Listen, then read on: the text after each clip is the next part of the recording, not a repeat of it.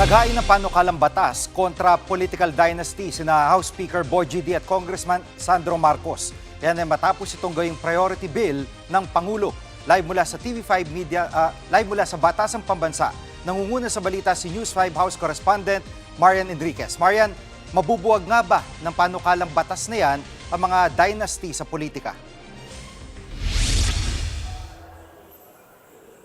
Jiggy, ika nga nila, no, the devil is in the details. To some extent, yes, malilimitahan po yung pag-upo ng magkakamag-anak sa mga posisyon sa gobyerno, pero hindi pa rin yan ganap na ipagbabawal. Sa ilalim kasi ng House Bill number 6771, bawal lamang tumakbo ang magkakamag-anak sa parehong level. Halimbawa, sa national level, kung ikaw yung presidente, hindi pwedeng tumakbo ang kamag-anak mo bilang vice-presidente o senador. Pero pwedeng tumakbo ang kaanak mo bilang congressman, gobernador, city o municipal mayor o barangay chairman dahil ibang level yan. Kumbaga, pwede pa rin yung tinatawag na vertical dynasty. Yan yung dinastiya nga na nakakalat sa iba't ibang posisyon sa district, provincial, municipal o barangay level. Nakasaad din sa panukala na pwedeng umupo ang magkakamag-anak kung sa magkakaibang distrito, probinsya o munisipyo. Pero bawal silang kumandidato sa parehong distrito, probinsya at munisipyo.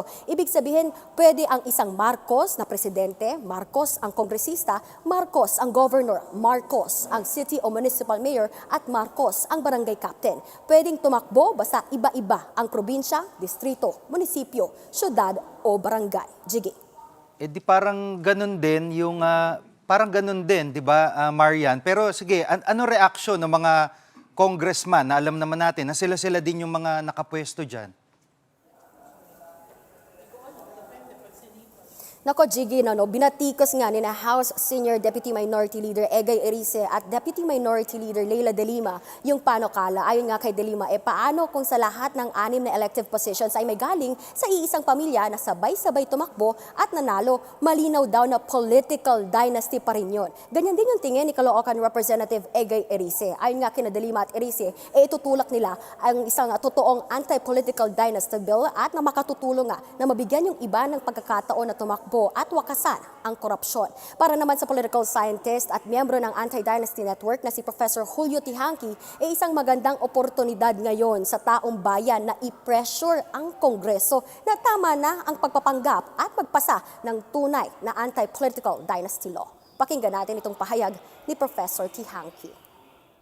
Bukas sila dahil nga sa malaking krisis na nangyayari sa bansa at kailangan ibalik nila ang tiwala sa institusyon ng pamahalaan. Ngayon ang pagkakataon upang ipadinig natin sa kanila ng malakas na tama na ang pagpapanggap, ipasa ang tunay na anti-political dynasty law. Yan muna ang latest dito sa Kamara. Balik sa'yo, Jiggy.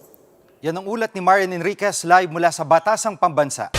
Mga kapatid, Jiggy Manikad po, pagdating sa mahalagang balita sa loob at labas ng bansa, dapat una sa lahat, mag-follow at mag-subscribe na sa social media pages ng News 5.